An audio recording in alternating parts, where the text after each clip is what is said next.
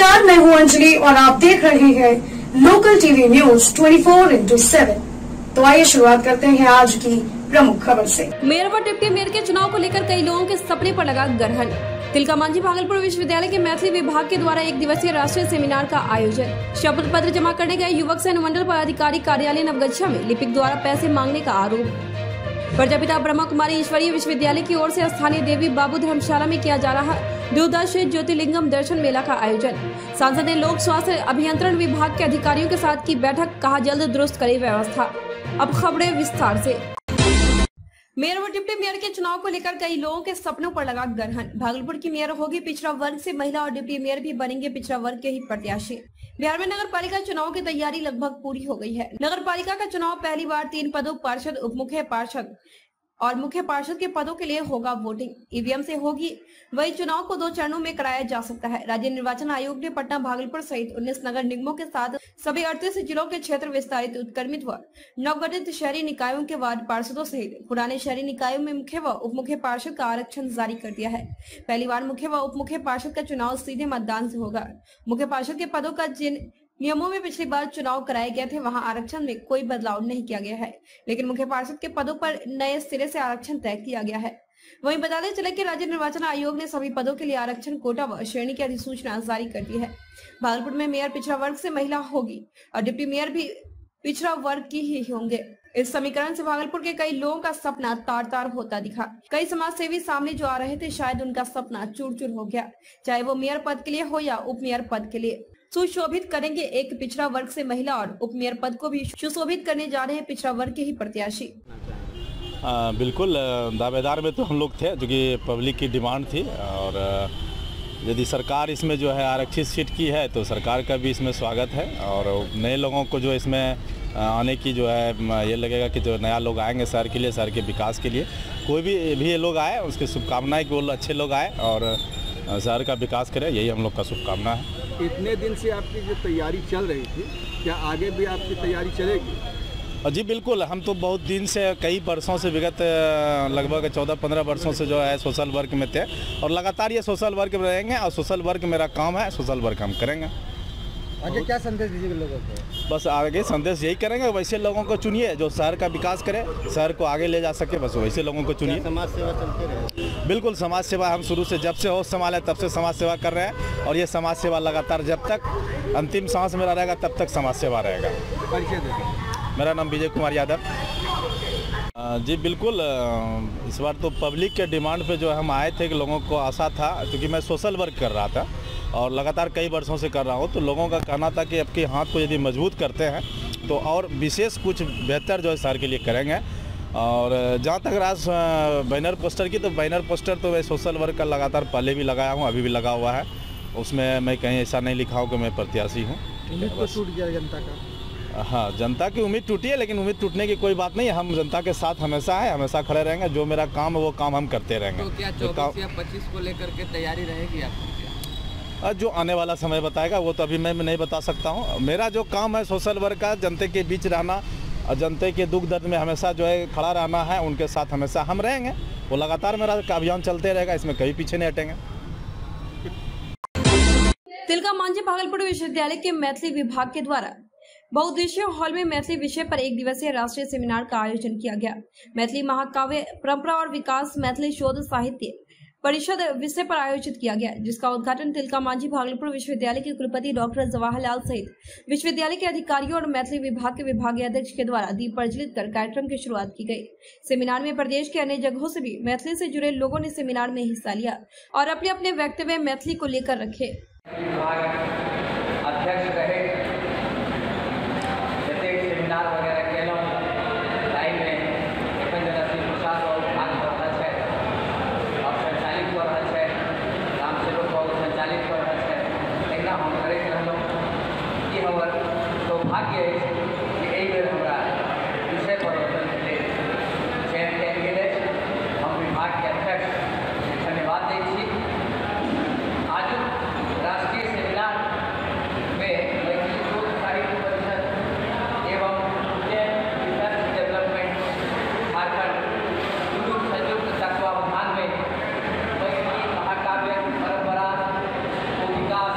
विषय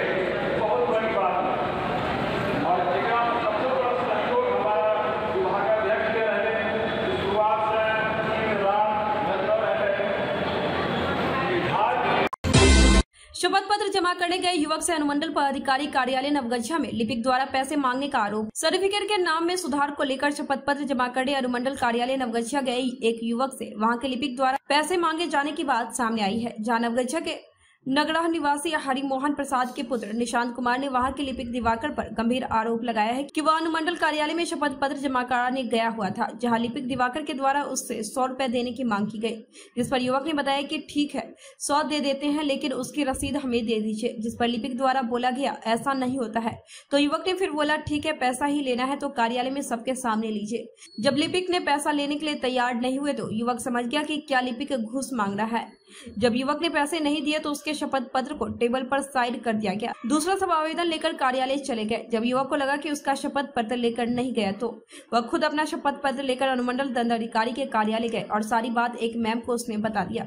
कुछ देर बाद कार्यालय से बाहर निकलने के बाद युवक से दिवाकर ने धमकी देते हुए कहा कि तुमसे हम पैसा कम मांगे, मारकर मुंह तोड़ देंगे, जहां अन्य लोग भी उपस्थित थे। फिर युवक अनुमंडलीय दंडाधिकारी कार्यालय में जाकर दिवाकर द्वारा धमकी दिए जाने की सारी शिकायत कर दिया गया। उसके बाद अनुमंडलीय कार्यालय की एक मैम ने खुद शपथ पत्र लेकर रजिस्टर्ड की। युवक ने बताया कि 1 घंटे बाद फिर से दिवाकर मेरे पास आया और आरोप लगाने लगा कि तुम मेरे ऑफिस से कागज चुरा कर भाग गया हो। जब युवक के पास कोई चारा नहीं बचा तो वह कुछ देर वहीं CCTV कैमरे के ही पास बैठा रहा। उसके बाद उक्त सभी बातों की लिखित शिकायत नवगछिया SDM से कर दिया।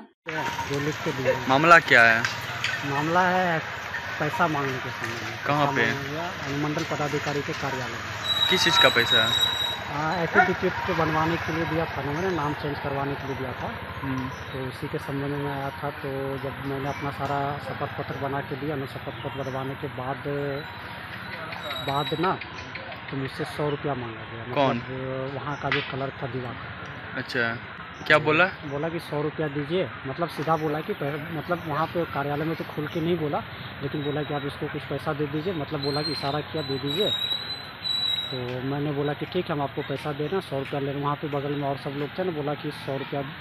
तो हम बोले कि ठीक है हम दे देते हैं, कोई दिक्कत नहीं। अब बोले कि आप 100 रुपया का रसीद दे दीजिए हमको, बस बात खत्म है। पैसा लीजिएगा तो पैसा का रसीद मिलना चाहिए। तो उन्होंने बोला कि ऐसा कोई रसीद नहीं है। तो हम समझ गए। तो बोला कि ठीक है आप ऑफिस में हैं तो कार्यालय में सीधा आप पैसा लीजिए, सीधा नहीं सबके सामने में लीजिए। तो लेने के लिए तैयार नहीं है। बोले कि ठीक हम समझ गए घूस मांग रहे हैं। बोले कि आप गलत कर रहे हैं आप। तो मैंने देने से मना कर दिया। तो जब मैंने नहीं दिया एफिडेविट, उसने मेरा एफिडेविट को साइड कर दिया और सारे का एफिडेविट लेकर के मैम के पास चले। कब आप दिए थे? 3 बजे, 3:30 बजे के आसपास मैंने जमा किया। आज ही? आज के डेट। ठीक। तो उसके बाद फिर मैंने जब देखा तो मेरा लेके नहीं गया, तो थोड़ा सा मेरा मन फ्रस्ट्रेट हो गया। तो फिर हम अपना एफिडेविट लेके खुद मैम के ऑफिस में गए। तो मैम बोली कि मैंने सारे बात मैम को बताया कैसे से मैम नहीं लिया। तो मैम बोली कि ठीक है हम आपका काम करवा। तो मैंने एफिडेविट ले लिया और बोला कि हम समझाते हैं उसको, डांटते हैं। तो फिर बोला कि आप एफिडेविट लेके जाइए रजिस्टर कर, वो तो रजिस्टर मेंटेन होता है ना। तो उसके बाद क्या किया, रजिस्टर मेंटेन करके फिर जब मैं गया तो वहाँ पे वो दिवाकर बोला कि तुमसे हम 100 रुपया कब मांगे। बोले कि अभी मांगे हैं, सबके सामने मांगे हैं। जैसे बोला कि तुम्हारा मुंह तोड़ दें, मारने का धमकी दिया है। बोले चलो ठीक है। और वहाँ पे मैं अकेला नहीं था, वहाँ बहुत लोग के बीच में बोला। तो मैं बोला कि ठीक है। तो फिर मैंने वहाँ से एफिडेविट लिया और चला गया मैं वहाँ पे मैम के पास। बोला कि मैम ऐसे बात है, फिर से हमको धमकी दिया। तो मैम बोला कि नहीं ठीक है आप। तब मैम खुद से मेरा एफिडेविट ली, उसके बाद रजिस्टर मेंटेन करवाई और वो खुद से एफिडेविट को प्रूव कर दी। प्रूव करने के बाद हमको मिला गया। फिर हम ले करके जैसे हम ऑफिस से बाहर आए और हमको SDM के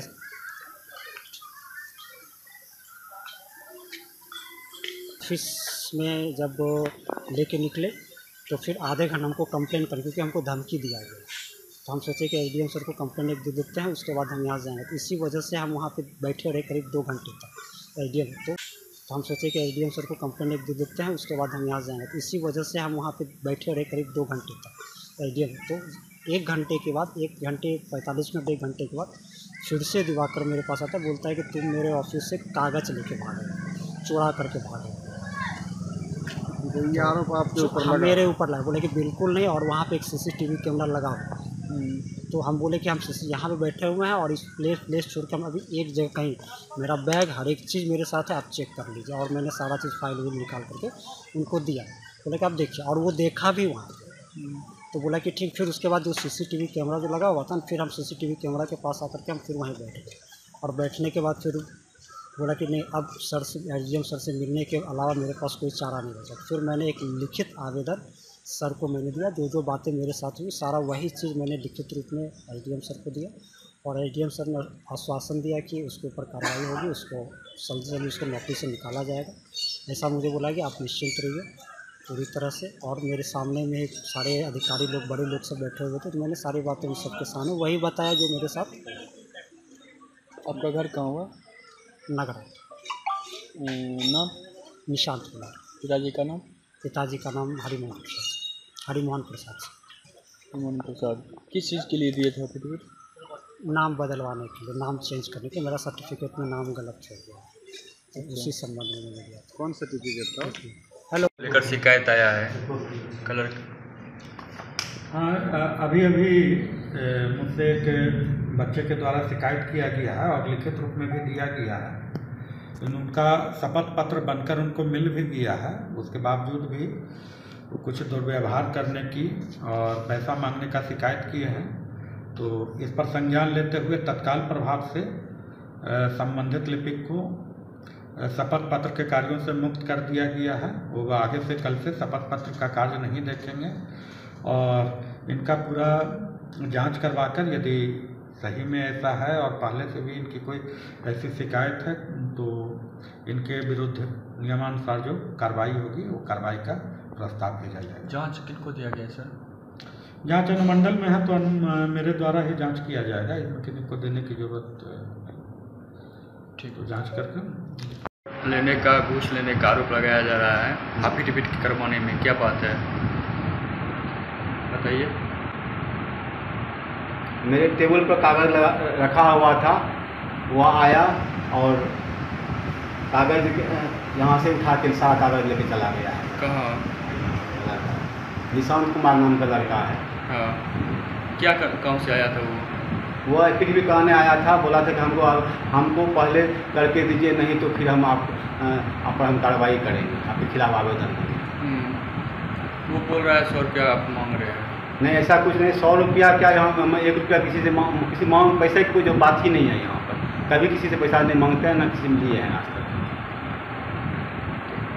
आप क्या कहेंगे, वो लड़का सही बोल रहा है या गलत? वो लड़का बिल्कुल गलत बोल रहा है। वह मुझे साजिश कर फंसाना चाहता है। प्रजापिता ब्रह्मा कुमारी ईश्वरीय विश्वविद्यालय की ओर से स्थानीय देवी बाबू धर्मशाला में किया जा रहा द्वादश ज्योतिर्लिंगम दर्शन मेला का आयोजन। मेले में दर्शनार्थी द्वादश ज्योतिर्लिंगम का एक साथ दर्शन कर पाएंगे। प्रजापति ब्रह्मा कुमारी ईश्वरीय विश्वविद्यालय की ओर से 11 सितंबर से 18 सितंबर तक देवी बाबू धर्मशाला में 12 ज्योतिर्लिंगम के दर्शन मेला का आयोजन किया जा रहा है। बताते चले कि भारत में अति प्राचीन द्वादश ज्योतिर्लिंगम महान तीर्थ है, जो कि परमात्मा के ज्योति बिंदु होने का सर्वोत्तम प्रतीक है। इन सभी का दिव्य दर्शन एक साथ करने के लिए तथा ज्ञान गुण एवं शक्तियों को प्राप्त कर सुख शांति आनंद सुखियों से भरपूर जीवन बनाने के लिए इस कार्यक्रम का आयोजन किया जा रहा है। कार्यक्रम के दौरान 12 ज्योतिर्लिंगम के दर्शन, ज्ञान प्रकाश मंडल एवं शांति अनुभूति राजयोग मेडिटेशन कक्ष की झांकियां भी लगाई जाएगी। प्रेस वार्ता के दौरान बताया गया कि राजयोग शिविर के लिए रजिस्ट्रेशन मेला स्थल पर ही किया जाएगा। यह जानकारी प्रेस वार्ता कर संचालिका बीके अनिता ने दी। प्रेस वार्ता के दौरान शाखा संचालिका मुंगेर कीबी के जयमाला एवं सह संचालिका बीके निर्मला भी उपस्थित थी। कुमारी ईश्वरीय विश्वविद्यालय के द्वारा भागलपुर में 12 ज्योतिर्लिंग का आयोजन किया गया है। इस मेले में भारत के विभिन्न स्थानों पर जो ज्योतिर्लिंग बने हुए हैं, 12 ज्योतिर्लिंग, उनका सभी भागलपुर के भक्तों को भगवान शिव का दर्शन होगा। एक साथ मंदिर बनाया गया है देवी बाबू धर्मशाला में, जहां सभी भक्त आकर के भगवान शिव का एक साथ 12 ज्योतिर्लिंग का दर्शन करेंगे और भगवान से अपना वरदान लेंगे, जीवन को श्रेष्ठ बनाएंगे। इसी उद्देश्य से ये प्रोग्राम रखा गया है, मेले का आयोजन किया गया है।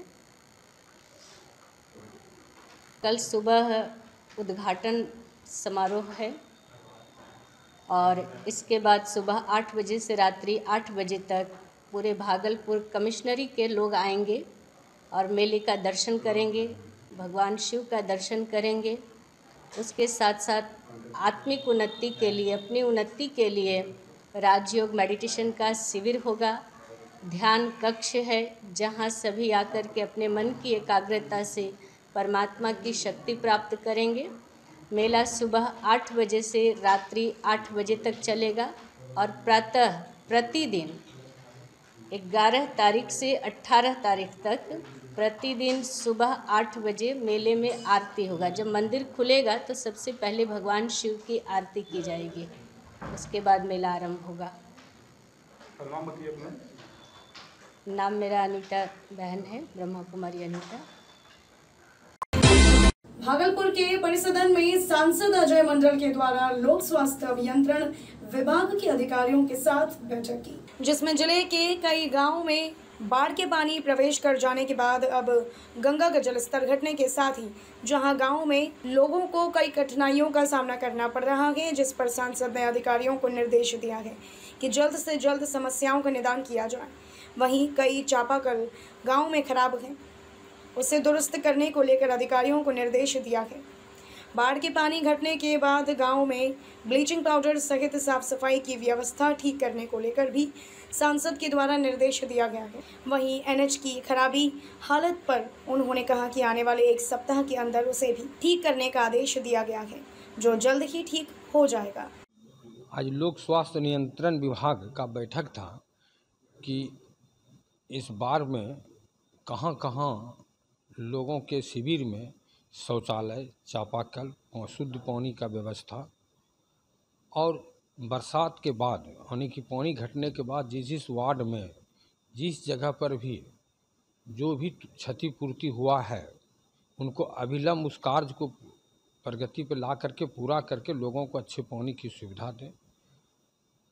और बाढ़ में जिन लोगों को जहां रखा गया था उनको सुरक्षित जगह रखा गया और वहां सही लोग अपना सेवा किए हैं विभाग के लोग, और सेवा करते हुए पैखाना का सुविधा वगैरह वगैरह जो भी शौचालय वगैरह जो भी है पानी की सुविधा लोग अच्छा किए हैं। अपने रिपोर्ट में बताया हमको, और कई जगह हम अपने से निरीक्षण भी किए हैं, अच्छा ही पाया गया है। कई चापाकल खराब है, उन पर जहाँ चापाकल का शिकायत आ रहा है तो अभी करीब बहुत सारे चापाकल विभाग के द्वारा हमें बताया गया कि ठीक किया गया है, और कई जगह जहाँ खराब बचा हुआ है वहाँ का चापाकल मिस्त्री भेजा जा रहा है, जेई और विभाग के द्वारा कार्रवाई किया जा रहा है, उस चापाकल को भी ठीक करा दिया जाएगा इन लोगों के द्वारा। खबरों में अब तक के बस इतना ही। मिलते हैं फिर ऐसी ही बड़ी खबर के साथ, तब तक के लिए नमस्कार और देखते रहिए लोकल टीवी न्यूज 24/7।